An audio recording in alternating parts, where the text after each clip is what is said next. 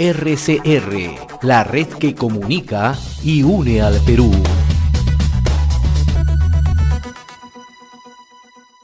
Esta hora es grato comunicarnos y agradecerle la amabilidad que siempre tiene con RCR, Red de Comunicación Regional, el ingeniero César Gutiérrez, consultor económico y político, columnista del Diario Expreso y el portal de opinión El Montonero. César, qué gusto saludarte. Gracias por atender esta comunicación. Como siempre, un abrazo a la distancia. ¿Cómo estás?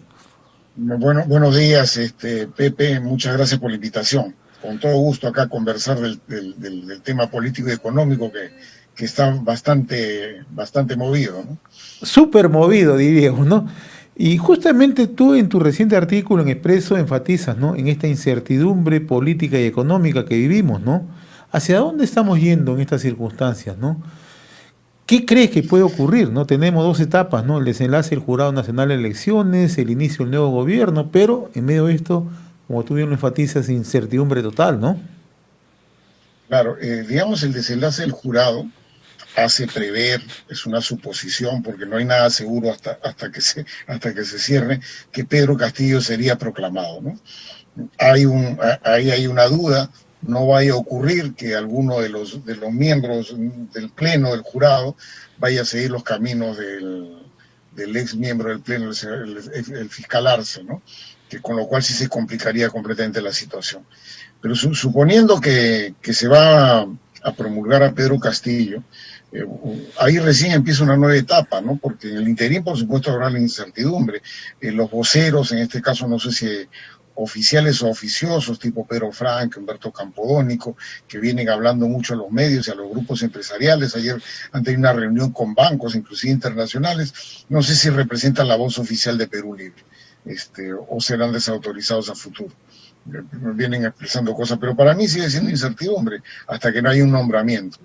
Si es que es proclamado, la direccionalidad del gobierno se establecerá del nuevo gobierno de Pedro Castillo. Si fuera el caso, se va a dar cuando se nombre un gabinete ministerial y juramente, porque en política, pues, los supuestamente designados no se convierten en reales sino hasta son proclamados, hasta que son juramentados. Cuando son juramentados, ahí sabremos la direccionalidad de la política, viendo de las personas que conforman un gabinete. Importante ver quién es el presidente del Consejo de Ministros, quién es el ministro de Energía y Minas, en el cual va a residir los principales problemas, porque ahí estamos hablando de minerías y petroleras, en las cuales uno de los temas que sostiene Perú Libre es el control estatal de los recursos naturales. Y ahí estamos hablando de temas minerales, temas de hidrocarburos, tanto como gases y como líquidos.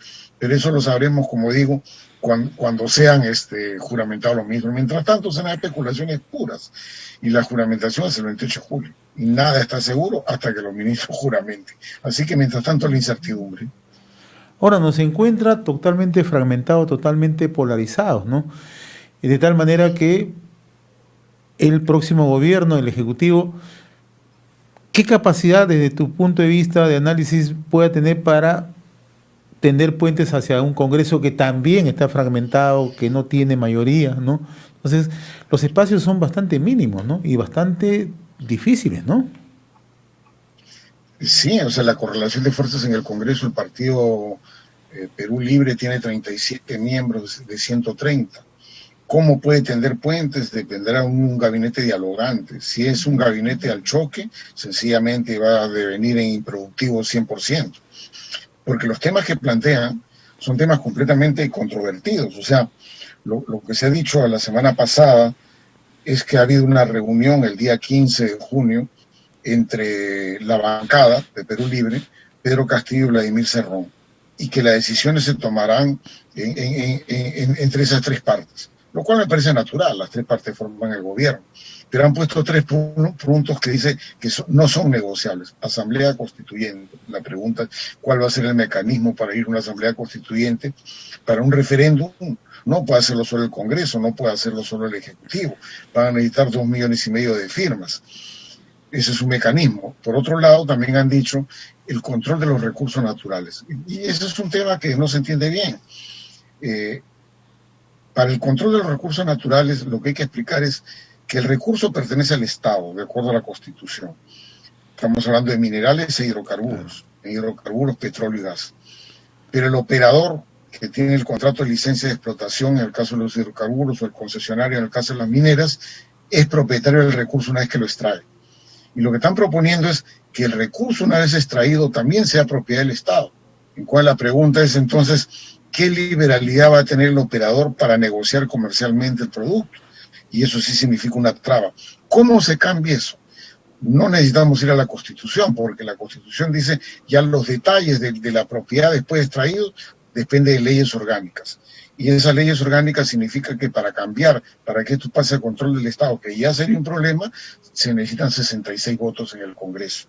No sé si habrá capacidad de negociación para conseguirlo, no sé si habrá la voluntad de los otros congresistas de ir a una situación de este tipo que es completamente controvertida porque le quita el atractivo a los operadores, pero de repente hay la vocación de hacerlo mano militar, y ahí sí nos vamos yendo a un gobierno de confrontación con los grupos empresariales y con el propio Congreso. Y el otro tema que dice que es innegociable es que ellos sí pretenden negociar los contratos ley. Y los contratos ley son todos aquellos contratos otorgados vía proinversión. Entonces, las concesiones otorgadas por proinversión de línea de transmisión, de vías de transporte, precisarían cambiarlo. El contrato, por ejemplo, directo entre el consorcio Camisea y el Estado peruano Vía Energía y Minas. Cambiar eso significa sentarse a negociar. Esos contratos supuestamente son inamovibles, tienen seguridad jurídica. ¿Cómo piensan hacerlo? ¿Tienen capacidad de negociación? Si no la tuvieran, van a intentar vulnerarlos unilateralmente y eso sería otro problema. Esos son los grandes retos que se tienen. Ese último tema que tú estás abordando es bastante delicado en términos de cualquiera fuera la decisión política que adopte un eventual gobierno de Perú Libre, ¿no? Tú en su momento has estado al frente de Petroperú, sabes exactamente lo que significa la seguridad jurídica, ¿no? Y lo que significa vulnerar justamente estos contratos. ¿Esto qué puede significar, César? Que a futuro vayamos a tener un conjunto, una secuela de juicios en el plano internacional, ¿no? Viendo justamente el caso de Perú. Claro. Mira, por ejemplo, hablando de una cosa que suena muy familiar, que es el contrato de explotación del gas natural de Camisea, claro, ¿no? O del lote yacente que es Pagorén, el lote 56, y el lote yacente que es el 57. Ahí se han establecido regalías, es decir, del ingreso bruto que obtiene el contratista, en el caso particular de Camisea, el 37.24 del ingreso bruto pasa al Estado por concepto de regalías, y luego el Estado lo distribuye. Pero además pagan el 10% del impuesto a la renta sobre las utilidades. Si comparamos el impuesto a la renta respecto a los ingresos brutos, representa casi como el 10. Es decir, 37.24 regalías y 10 de impuesto a la renta sobre los ingresos brutos es como que están pagando el 47.24 del ingreso bruto, que es una cantidad significativa. Si eso se quiere aumentar, el equilibrio de las empresas o su expectativa de ganancia, sencillamente va a cambiar drásticamente y eso va a significar confrontación. Si nos vamos unilateralmente a tratar de imponerlo, que es lo que creo que va a haber la vocación de hacer eso, sencillamente, primero, la inversión se paraliza de proyectos nuevos. Y en hidrocarburos estamos bastante faltos de inversión. Pero también esto significaría que si se vulnera un contrato, nos van a llevar a un tribunal internacional, tipo el CIADI. Esos procesos demoran.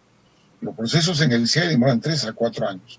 En el interín, por supuesto, la inversión paralizada, y nos van a ganar, porque garantizamos estabilidad jurídica.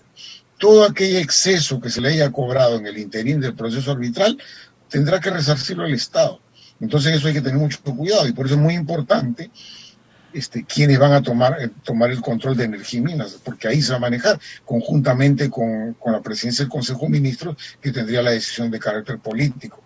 Entonces por eso yo siempre decía en esta etapa, es muy interesante saber quiénes van a conducir esos ministerios, porque la posición política que tengan ellos y técnica va a depender la suerte del futuro del gobierno y del país, porque si le cortamos la inversión vamos a tener una serie de dificultades a futuro. Ahora, en el país hemos tenido crisis políticas post-elecciones, naturalmente, ¿no? Pero lo que estamos viviendo no recordamos una similar, ¿no? Tú acabas de mencionar varios escenarios que se dan en una sola agrupación política, ¿no?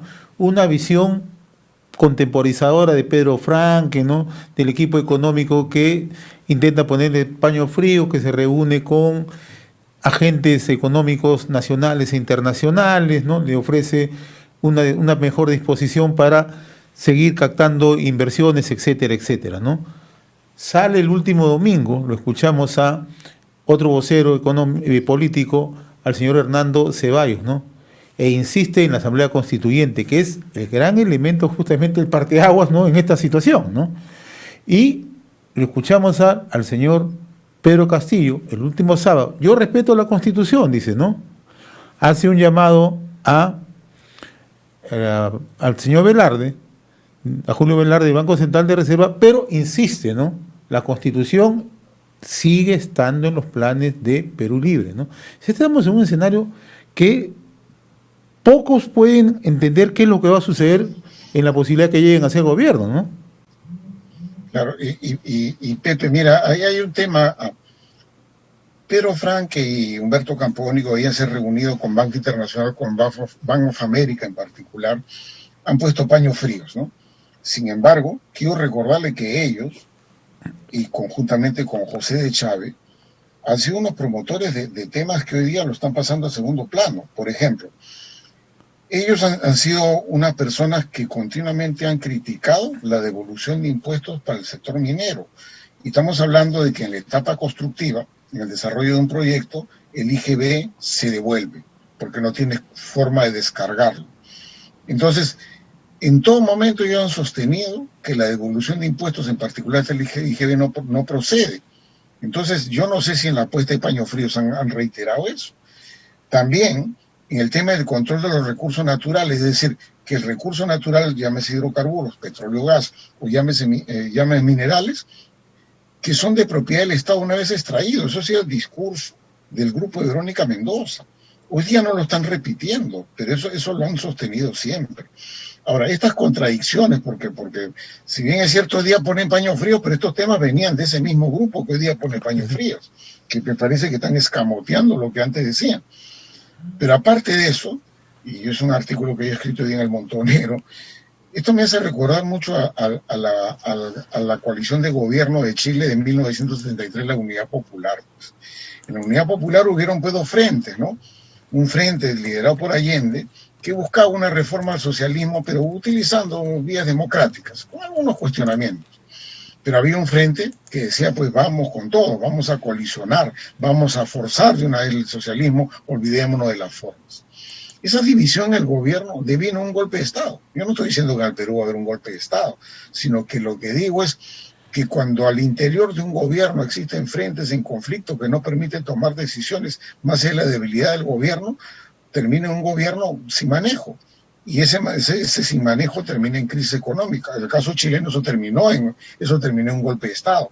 Entonces, no esperemos eso, ¿no? No estoy diciendo que en Perú va a ocurrir un golpe de Estado. Lo que estoy diciendo es, esas confrontaciones pónganse de acuerdo de una vez, porque eso va a generar la corriente que va a primar en el gobierno y va a significar la confianza, desconfianza de los inversionistas y los agentes económicos. Eso no está claro. No, y ahora lo que tú señalas, César, con mucha claridad, es que esa colisión que ocurrió en Chile fue al interior de la propia izquierda, ¿no? Y lo que dinamitó justamente la poca transitabilidad política que en ese momento tenía Allende, ¿no?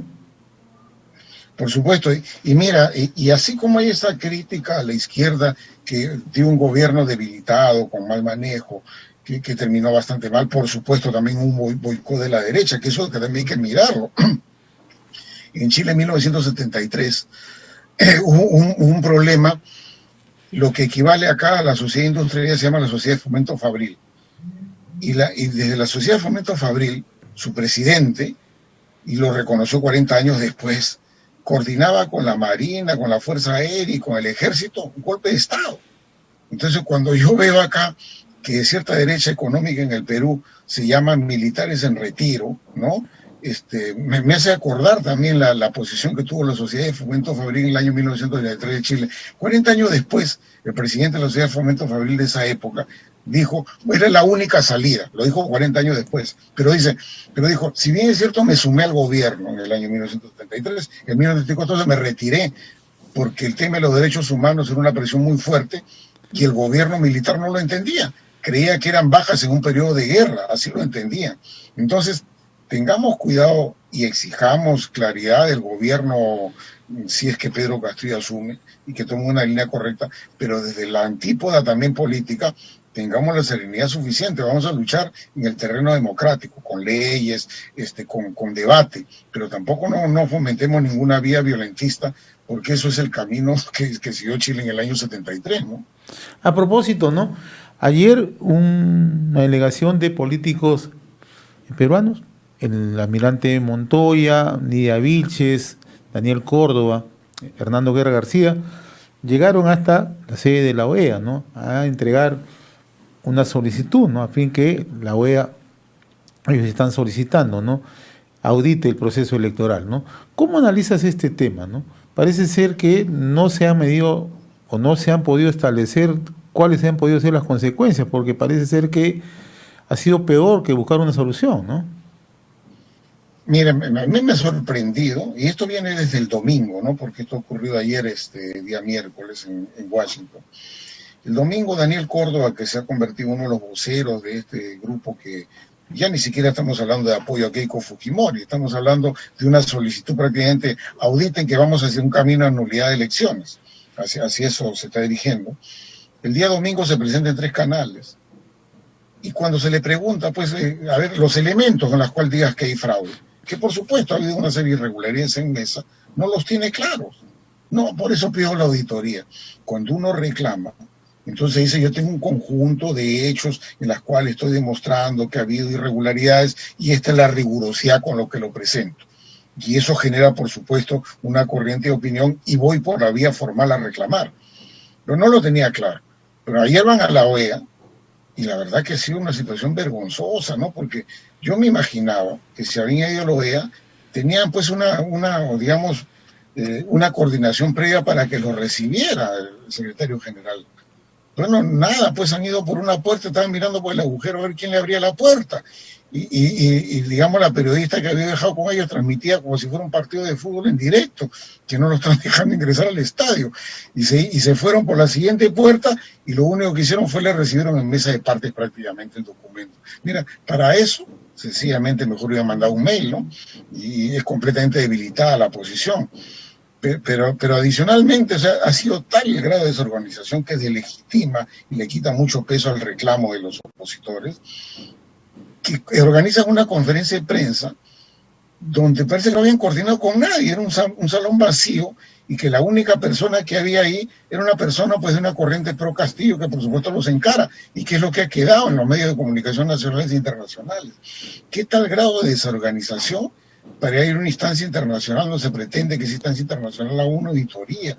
No puede ser pues tan alegremente, sin hacer coordinaciones previas, y realmente fue un papelón de nivel internacional, con cuatro personas que han tomado un cierto protagonismo en esta etapa de reclamo. Eso le quita mucho peso al reclamo y está generando una vía directa pues, para que el jurado proclame. Y probablemente pues, el jurado debe proclamar este fin de semana o el lunes a Pedro Castillo. Ha perdido mucho peso la actitud ayer y digamos y la gestión en la OEA de estas 3 personas que han sido completamente desorganizadas. Mi estimado César Gutiérrez, como siempre, muy agradecido por esta comunicación con RCR, Red de Comunicación Regional. Vamos a seguir conversando más adelante. Un fuerte abrazo, César. RCR, la red que comunica y une al Perú.